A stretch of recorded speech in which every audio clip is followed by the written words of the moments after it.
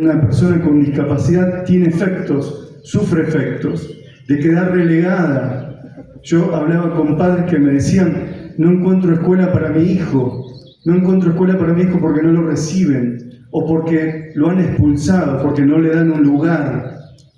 Vivimos en 2025 en donde la idea de la inclusión educativa sigue siendo una utopía difícil de realizar.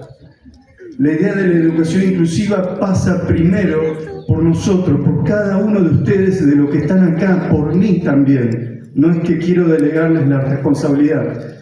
Si yo voy a recibir un alumno, no me importa lo que tenga, no me importa lo que digan que tiene, no me importa su característica, no me importa su condición, solo te recibo porque me interesa que pases un tiempo junto a mí, junto a otros. Eso es la educación.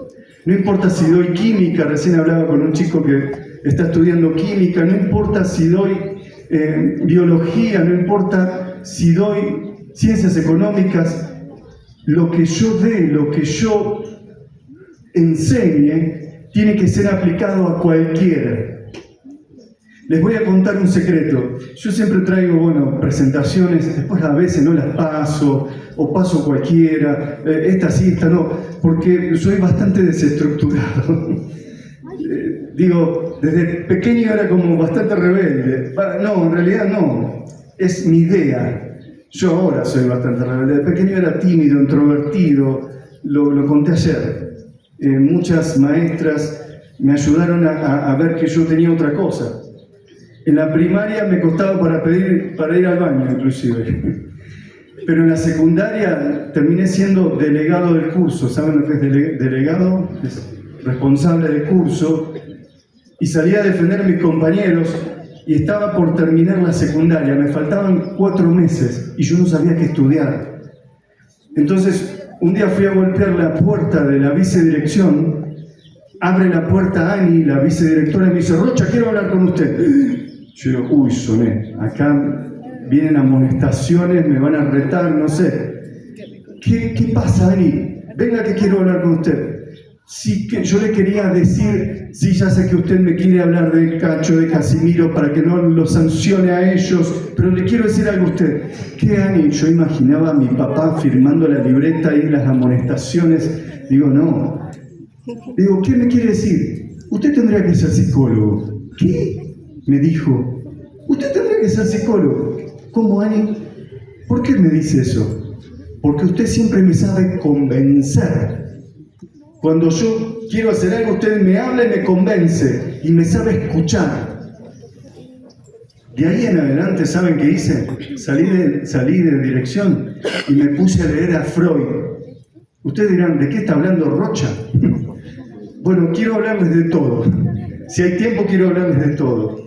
Un docente es quien marca huellas en un alumno, porque esa docente no sabía que lo que me dijo iba a causar algo en mí. Y ahí está Rocha estudiando psicología, y acá está Rocha hablándole a ustedes. ¿Por qué? Gracias a Ani, que ella se dio cuenta que algo había en mí. Esa es la tarea de un docente. Más allá de hablar de los contenidos pedagógicos, un docente es quien dona su ser a un otro. Pucha, que es mucho. Pucha es una expresión argentina. Me sale. Ya van a aprender expresiones argentinas. Hay algunas que estamos en un contexto escolar, pero bueno, ayer hablamos de que las malas palabras también sirven para enseñar. Sí. Ahí está Moni, ahí está Carla. No vamos a contar acá. Pero sí, y ustedes dirán, sí, porque los niños son curiosos, ¿o no? ¿Son curiosos o no? Sí. ¿Sí? Porque viven en una etapa que Freud llamó como el complejo de Edipo. ¿Escucharon hablar? Sí. Bien, entre los 3 y 6 años, los niños empiezan a querer saber ¿por qué? ¿Por qué? Porque preguntan todos ¿por qué? ¿Por qué? Y vos le dijiste, ya te expliqué. ¿Y pero por qué? ¿Por qué? ¿Por qué qué? Ellos quieren saber por qué hay diferencias sexuales. ¿Por qué el varón tiene y la mujer no? Esto es porque en la infancia existe la sexualidad infantil, ¿comprenden? Y si un niño es curioso y lo censuramos, le quitamos esa posibilidad de que sea un pequeño poeta, crítico. Ayer hablaba, lo voy a citar mucho a Víctor, porque realmente yo creo que ustedes tienen que leer a Víctor. Tenemos que pedirle que saque un libro. No sé si escribió un libro, yo se lo voy a pedir, porque tienen que tener todo lo que él dijo ayer, lo tienen que grabar. Hay cosas importantes. Los niños son curiosos, y si vos le quitas la curiosidad, ¿cómo va a aprender? Los niños no aprenden si no construyen el deseo, ¿o no? ¿De qué? De aprender. Hoy en día, señoritas y señores que se están por recibir de docentes, tenemos un gran problema. El gran problema que tenemos es cómo despierto en mi alumno el deseo de aprender, ¿o no? ¿Por qué? Porque desde pequeños llegaron al mundo y ¿qué les dieron? Un celular. Y el celular lo que hace es apaga el deseo. ¿De qué? De descubrir. A mi consultorio vienen muchos niños y de repente agarro un juguete, agarro un autito y le digo, ¡uy! Se rompió la rueda. ¿Le rompiste la rueda? Me dice. Y bueno, se salió sin querer. Yo tengo muchos juguetes rotos. A ver, ¿me mostrás? Y se ponen curiosos. Sí, tengo mucho. ¿Querés que armemos un juguete con pedazos de juguetes rotos? Dale. Dale a un niño la posibilidad de crear e inventar y vas a ver de que la potencia de querer aprender está. ¿Comprenden? Ser docentes es entender muchas cosas. Yo me voy a mover mucho, así que te voy a hacer trabajar. No me puedo quedar quieto. ¿Por qué será?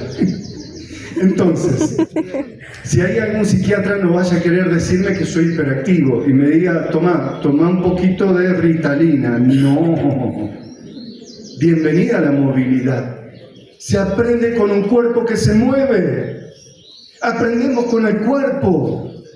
Cuando un niño nace y vos le das un juguete, el niño agarra el juguete y lo explora y necesita moverse, y necesita tocarlo, y necesita que su cuerpo salga hacia afuera, porque el niño está en el adentro. El bebé cuando llega al mundo llega en este estado, ¿no? De encierro. Lo recibe mamá, la mira y ahí se abre hacia la vida. Y ahí empieza a conquistar el cuerpo. Y es con el cuerpo que aprende. ¿Por qué? ¿Qué es lo que hacen los pequeños cuando llegan al mundo desde muy pequeñitos? Se llevan todo a la boca, ¿se acuerdan? Bueno, hay muchos jóvenes, no sé si son maestros, pero se llevan todo a la boca. Freud llamó a eso la pulsión oral. El niño necesita meterse algo en la boca para descubrir el mundo. Y ahí hay algunos padres que dicen, no, que no se ensucie, que le puede agarrar algo. Y a veces provocamos sin querer que ese niño no se vaya construyendo. ¿Me comprenden? Yo tenía un pacientito cuya mamá no dejaba que se ensucie. Lo bañaba 7 veces por día. Claro, el niño tenía 2 años y medio y no hablaba. No hablaba. Estaban preocupados porque decían, ¿tendrá TEA? ¿Vieron el TEA? ¿Saben lo que es? Escucharon hablar del TEA. Ahora parece que todos los niños tienen TEA. Disculpen cómo lo digo, pero no puede ser. Parece que el TEA, es decir, el trastorno del espectro autista, está encerrando cada vez más cantidad de niños, y eso no es así. Los diagnósticos a veces se expanden, y lo que hacen es crear una ola tan grande en donde atrapan a los niños. Entonces ya no va a ser tu alumno, Juan, sino va a ser, tengo un niño con TEA, ¿entienden? Y es tu alumno Juan. Porque Juan es el nombre que le regaló tu mamá, tu mamá, no sé. ¿Tu mamá tenés hermanos? ¿Y cómo le llamó? ¿Cómo lo llamó? Alex. Bien, tu mamá le puso Alex a tu hermano. ¿Por qué? Porque lo quiso, entonces le regaló ese nombre. No le podemos quitar ese nombre en pos de ponerle un rótulo, ¿comprenden? Docentes, entiendan esto. En la escuela van alumnos, no van diagnósticos. Si queremos construir una verdadera educación inclusiva, que prefiero nominar con el concepto de escuela de convivialidad, ¿les gusta? Donde todos convivamos, entonces tenemos que entender de que en la escuela no hay diagnósticos ni rótulos, hay seres humanos. Si queremos construir una escuela de convivialidad, tenemos que entender de que la convivencia es la base de la inclusión. Yo puedo tener 5 o 6 niños incluidos en mi clase, incluidos. Pero si salen al recreo y no tienen con quién jugar, no hay inclusión verdadera, ¿comprenden? Somos seres que necesitamos rodearnos de afectos, de amigos, de amistades. Ustedes se han sentado muchos entre compañeros, ¿o no? Porque necesitamos de un grupo que nos permita sentirnos ser alguien. El grupo de las niñas risueñas, allí está. Ya ellas necesitan estar juntas porque se sienten identificadas. Necesitamos, ven, si nos ponemos a mirar, todos están en grupos, ¿o no? O 2 o 3, porque nos sentimos bien. Pero cuando va a la escuela un niño y se queda sin grupo, es grave. ¿Se entiende? Eso es grave. Vamos entendiendo entonces, y ahora sí empiezo a dar mi conferencia. Yo estaría todo el día hablándoles, porque la verdad es que tenía tantas ganas de estar, y bueno, llegué. Si queremos entender de qué se trata la docencia, yo ahora les voy a explicar por qué yo como psicoanalista quiero hablarles a ustedes. Por lo mismo que les vengo diciendo. Un docente tiene varias responsabilidades frente a un salón. Yo soy psicoanalista, ya se acuerdan que estudié psicología gracias a mi vicedirectora, que yo escribí un libro que se llama Huellas y Marcas de la Infancia, y la cité a mi directora, porque en ese libro lo que digo es que somos lo que hacemos con lo que hicieron con nosotros, tomando la frase de Sartre, ¿no? Soy lo que hice con lo que hicieron conmigo mis docentes, ¿comprenden? En ese libro, Huellas y Marcas de la Infancia, hablo de eso, de que un docente forma su vocación desde su más temprana infancia. ¿Sabían eso? De que somos lo que somos en base a lo que hemos sido. Bien, este es mi trabajo de hoy, explicarles algunas cuestiones psicológicas que todo docente debe saber para poder comprender mejor a sus alumnos. Y allí nos vamos a meter en la historia de pequeños pacientitos con muchas dificultades, algún adolescente también con serias dificultades que nos va a poder permitir entender cómo ayudar a ellos, cómo ayudarlos. Hay algo que tenemos en común los psicoanalistas con los docentes, ¿sabían? Les explico. Yo cuando me recibí de psicólogo hice el juramento hipocrático. Yo juré trabajar para aliviar el sufrimiento humano. Juré para trabajar para aliviar el sufrimiento humano. Ese es mi trabajo. El trabajo de un docente es educar a quien sea, a quien tengan enfrente, sin distensión. Si me pasa algo porque ese niño me produce... Escucho a docentes que me dicen, cuando viene Joaquín, ay, es como que ese día es terrible para mí. Yo no quisiera ir cuando... Ese día me agarra dolor de cabeza. Es terrible, Joaquín, porque Joaquín te produce algo a vos. Vos te preguntaste cómo le hablas a Joaquín, cómo lo mirás, cómo te acercás. Porque ese contacto claramente te va a dar la respuesta de por qué Joaquín hace lo que hace en tu clase.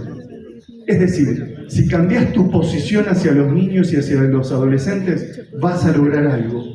Entonces, el trabajo también de un docente es el de educar, no importa a quién. ¿Estamos de acuerdo? Yo trabajo para aliviar el sufrimiento, ustedes para educar. Ahora vamos al tema de la educación inclusiva, que prefiero nominar como educación para la convivencia. ¿Están de acuerdo? ¿Vamos por ahí? ¿Cuál sería nuestro trabajo? Si dentro de la clase llega un niño con síndrome de Down, con TEA, con lo que ustedes piensen, no me importa quién llegue, mi trabajo es educar. Ya veré cómo. Pero lo primero que tengo que hacer es disponerme, tener deseos de estar ahí con ese niño. ¿Estamos de acuerdo? Lo mismo me pasa a mí. Cuando viene un pacientito, no me interesa lo que tiene. Lo que me interesa es de lo que sufre. ¿Estamos de acuerdo? ¿Vamos por ahí? ¿Se entiende? Esa es la principal clave que ustedes tienen que entender para poder recibir estas vidas. Ustedes el día de mañana van a recibir niños en situación extrema, con sufrimientos, niños a los que papá y mamá se separaron, niños que han sido violentados, abusados quizás, niños con problemáticas graves. No se asusten, no se asusten, pongan su deseo, porque si ustedes lo sostienen, ese niño va a poder cambiar su destino. Fíjense que no es poca cosa, no es poca cosa, porque en ustedes está en juego la posibilidad de que un niño pueda ser un adulto diferente. Vamos con algunas claves psicológicas. Quiero que retengan esta idea. Nuestra infancia, particularmente entre que llegamos al mundo y los 6-7 años, ¿sí?, es nuestro pasado.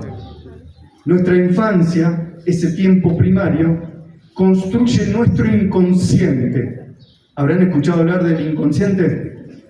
¿Qué es lo inconsciente, lo consciente? ¿Sí? ¿Escucharon? Bueno, lo inconsciente es aquello que vivimos, olvidamos, diría Freud, reprimimos, ¿sí?, y que cuando somos adultos empieza a aparecer nuevamente. ¿En qué? En nuestra forma de ser, en nuestros actos, en nuestras conductas, en nuestras elecciones vocacionales. Muchas maestras a las que yo les pregunté, ¿por qué estudiaste, maestra? Me dijeron, Marcelo, mirá la pregunta que me haces. Cuando era niña jugaba a darle clases a mis vecinitos. Me encantaba jugar a eso. Ahí ya a algunos me parece que le han pasado cosas así. A mi vicedirectora Ani, ¿saben lo que le pasó? Yo le pregunté, ¿por qué decidiste ser docente? Ay, Marcelo, yo vivía en el campo cuando era niña. A mí me encantaba dar clases. Entonces tenía un pizarrón y le daba clases a los chanchitos, a las gallinitas, a los pollitos. Les daba clases. Cuando me daba vuelta ya no estaban más, se habían ido. Entonces ponía sillas y esas se quedaban quietas. Entonces yo daba mi clase, Marcelo. Ahí me di cuenta de que Ani me dijo, vos tenés que ser psicólogo porque con vocación deseaba algo de mí, ¿comprenden? ¿Qué pasa si no tuviste algo en tu infancia? No significa que no vayas a ser buen docente. Lo podés construir, ¿se entiende? Lo pueden construir. El deseo hay que construirlo. Yo no pudiera trabajar con niños con problemáticas graves si no tuviera el deseo de estar ahí. Eso es lo primario.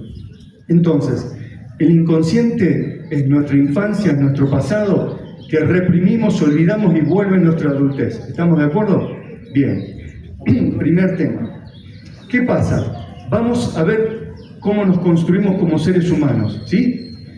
Lacan, un autor más difícil que Freud, decía lo siguiente: cuando llega al mundo, yo pedí uno de madera, pero no siempre es fácil conseguirlo. Vamos a hacer de cuenta que tengo un Pinocho acá, ¿sí? ¿Se acuerdan de Pinocho? ¿Sí? De Pinocho se acuerdan, bien. Porque esta es la clave para que ustedes entiendan cómo aprende un alumno, ¿está? Bien, si no entienden esto, después no van a entender cómo sigue esta película. Tenemos un Pinocho acá. Lacan lo que decía, que fue un autor post-freudiano, es lo siguiente: lo que llega al mundo, el bebé que llega al mundo es un cachorro humano, así lo llamaba Lacan. Un cacho de carne, decía Lacan. Yo cuando estudiaba Lacan digo, ¡ay, qué grosero! Cacho de carne, un pedazo de carne. Él decía, lo que llega al mundo es un pedazo de carne. Recuerden que esto es un Pinocho, ¿sí? Un Pinocho cuyo deseo, ¿cuál va a ser? Va a ser el de ser un niño de verdad, convertirse en un niño de verdad. Este cacho de carne tiene que convertirse en un niño de verdad. Para eso, cuando llega al mundo, me quedo sin manos, pero bueno, ahí voy. Quizás, pero bueno, con esto no se puede ver. Cuando llega al mundo el cachorro humano, es recibido ¿por quién? Por su otro materno. por quien cumple la función materna, ¿sí? Por la madre que lo mira, lo recibe, pero fíjense que es una madre particular, que tiene su propia historia. ¿Se entiende? Es decir, una madre y un padre es madre o padre en tanto y en cuanto fue hijo, en tanto y en cuanto tiene una historia que va a repetir o no en el encuentro con su hijo. ¿Está? Entonces, el cachorro humano llega al mundo y es recibido por el otro materno, que tiene su historia. Lo mira, ¿y qué es lo primero que hace mamá? ¿Qué es lo primero que hace cuando recibe al bebé? A ver, lo abraza. ¿Qué más? Lo besa. ¿Qué más? Señora, ¿qué hizo usted? ¿Se acuerda cuando...?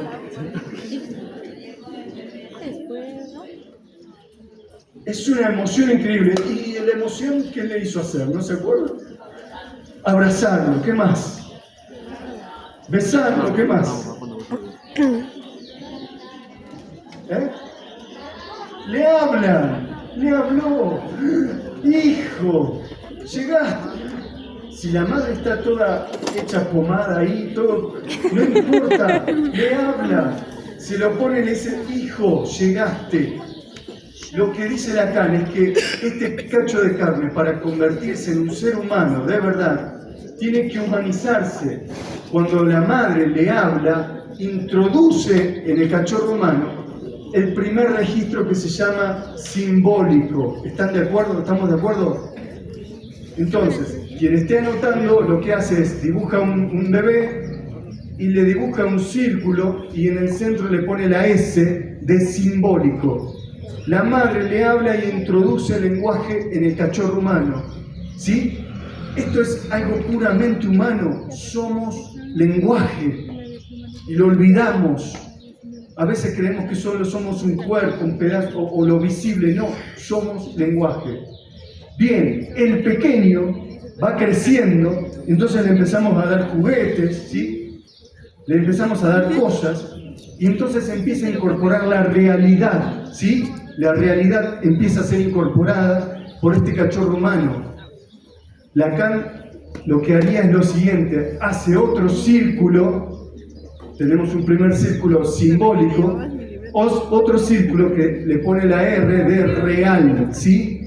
Un bebé necesita incorporar la realidad, ¿sí? Para convertirse en ser humano. Entonces, de ese modo, se va humanizando. Resulta de que el pequeño, desde muy chiquitito, va a empezar a atravesar etapas. ¿Se acuerdan? Hablamos de una de ellas, la etapa oral, toda la boca, ¿sí? Después, inmediatamente aparece la etapa anal, porque los niños tienen sensaciones en esa parte tan particular. ¿Hay maestras de nivel inicial del jardín? ¿Nadie? Bueno, los padres se recordarán lo que le cuesta a un niño abandonar el pañal a veces, ¿no? Eso tiene que ver mucho por esa etapa en la que están los niños. Y después pasan a la etapa genital, donde empiezan a tratar de descubrir todo, ¿sí? Que tiene la niña, que tiene el niño, y quieren aprender eso. Pero este cachorrito humano que ya incorporó, ¿se acuerdan? Lo simbólico del lenguaje y lo real del mundo, ahora tiene que incorporar esto que no quiero que lo olviden. El registro de lo imaginario. Otro circulito, imaginario. Resulta que el pequeño empieza a crecer y a los 8 meses de edad, dice Lacan, se encuentra con un espejo. El estadio del espejo de Lacan se llama esto. Esto lo atravesamos todos los que estamos aquí. A los 8 meses de edad se encuentra con un espejo, mira el espejo, porque en ese momento niño es puro yo. Está en sí mismo, es narcisismo puro, no le importa nada, quiere todo, principio del placer. La función del docente es insertarlo en el principio de la realidad, no todo se puede. Entonces, el pequeño de 8 meses mira el espejo, ve su imagen y no entiende. Viene su madre, toca la imagen del espejo y le dice, mira, ese sos vos. Y el pequeño, por primera vez, sabe que él no está dentro de sí mismo, porque el pequeño en ese momento siente de que él y la teta de la mamá es todo, no le importa más nada. El pecho de la madre y él y nada más. Cuando ve la imagen dice, soy yo. Y aprende a salirse, aprende a abrirse a la vida. ¿Comprenden esta parte? Esta parte es crucial, porque hay niños que a veces no aprenden. Hay niños con problemáticas graves, subjetivas, que no han podido construir su subjetividad y han quedado detenidos en algunos procesos constitutivos. No pueden entender de qué esa imagen son ellos, entonces agarran objetos, los tocan, se los llevan al cuerpo, pero no juegan con el objeto, no agarran y se ponen la máscara y dicen, ¡ah, soy el hombre araña! No juegan. Le das la máscara y lo que hacen con la máscara es otra cosa, pero no juegan, ¿comprenden? Jugar equivale a abrirse hacia afuera de la vida, a usar el cuerpo para eso como herramienta. Ustedes van a recibir muchos niños actualmente afectados en la imagen del cuerpo, que no han podido construir una imagen del cuerpo sana, entre comillas, ¿sí? Vamos, no me gusta usar ese concepto, pero que no han podido armar esa imagen corporal. Un niño cuando juega se desdobla, es decir, sale de sí mismo, sale afuera, se convierte en el hombre araña. Entonces ahora soy el hombre araña y ahora soy Juan. Ahora soy el hombre araña y ahora soy Juan. Esa es una función puramente imaginaria. ¿Vamos entendiendo la importancia de que un docente comprenda de qué se trata el registro simbólico e imaginario? Muchos niños que llegan a la escuela y dicen, hola, ¿cómo estás? ¿Todo bien? En Argentina el lenguaje neutro es muy extraño. Hablan como dibujitos animados. ¿Por qué? Porque no se han podido apropiar de su propia voz. Eso representa de que al no poder apropiarse de su propia voz, no pueden hablar, no pueden decir yo, vos, él, tú, todos. Él es puro yo. No pueden construirse. Y ahí tenemos severas dificultades. Yo quiero que quede bien claro el tema de los tres registros, ¿sí? Tres registros lacanianos, ¿se acuerdan? Real, simbólico e imaginario. Ahora vamos a ver cuál es la función de la escuela. Cuando un niño no puede anudarse, y ahora lo voy a decir mejor, tomando de vuelta, vamos a repasarlo desde este punto de vista, porque sé que es complejo. ¿Se acuerdan que dijimos que este era Pinocho? ¿Cuál era el deseo de Pinocho? Ese niño de verdad. Bien, pero era una marioneta, ¿sí? Entonces, ¿qué le pasó a Pinocho para convertirse en un niño de verdad? Tuvo que vivir múltiples experiencias, es decir, pasó muchas experiencias hasta que muere, viene la hada madrina, lo toca, ¿se acuerdan? Damos vuelta a la página del libro y ¿qué es lo que cambia una vez que el niño es tocado por el hada madrina? ¿Se acuerdan?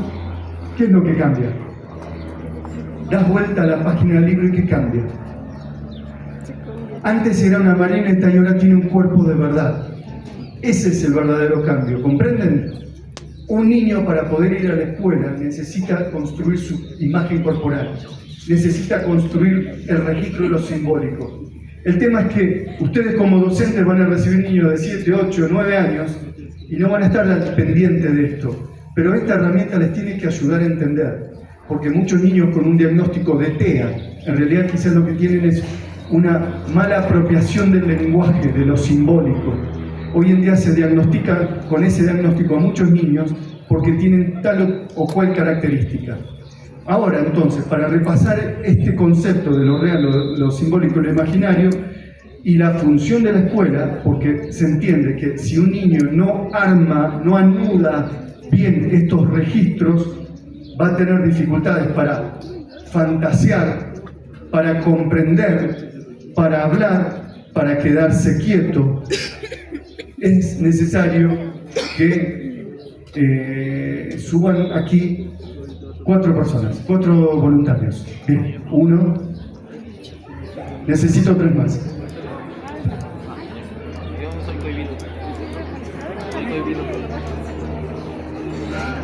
Bien, muy bien. Ahí está. 4 tenemos, perfecto. ¿Cómo estás? Bien. Bueno, ustedes van a representar cómo se arma la función real, simbólica e imaginaria en un niño, ¿está? Y ustedes van a imaginar, miren, yo acá voy a dibujar un niño, un bebé, ¿lo ven? ¿Lo ven? ¿Lo ven? ¿Lo ven? Si no vemos lo que no existe, no podemos dar clase. ¿Se entiende? Tenemos que donar nuestra infancia. Si no usamos la fantasía, si no usamos el cuerpo como acá los voluntarios van a usar, si no nos movemos, la educación no es posible. Si yo acá no presupongo que hay un bebé, entonces ¿cómo voy a hacerle entender a un niño la fantasía de lo que es el número, de lo que es una montaña? ¿Cómo vamos a fantasear si no usamos ese recurso? ¿Comprenden? Recuperemos. Entonces, ¿vemos el bebé acá? Genial. ¿Vos vas, tu nombre? Laura. Vos vas a hacer el registro real. Decir, yo soy. Yo soy el símbolo. Yo soy lo real. Sí. Pues después se olvida. ¿Vos, tu nombre? Jimena. Vos vas a hacer lo simbólico. Yo soy lo simbólico. Vos vas a hacer lo imaginario. ¿Tu nombre? Mon. Lo simbólico. Ven que es difícil, ¿eh? Es Lacan, no se preocupen. A mí me costó como 10, 15 años para entender a Lacan. Yo fui a rendir con un profesor, tenía que estudiar el Estadio del Espejo de Lacan. El profesor me dice, bueno, decime lo que entendiste. Y no entendí nada, yo entendí esta frase. Bueno, estás aprobado, me dijo. Esa frase era la más importante, ¿se entiende? Entonces, vos lo imaginario. Yo soy imaginario. Lo simbólico. Lo real. Y vos, no sé, ya vamos a ver quién sos. Tu nombre. Saúl. Por ahora es Saúl. ¿Estamos de acuerdo? Bien, le voy a ver un pasito atrás acá, porque acá está el bebé que lo tenemos que cuidar. Bueno, llega al mundo el cachorro humano.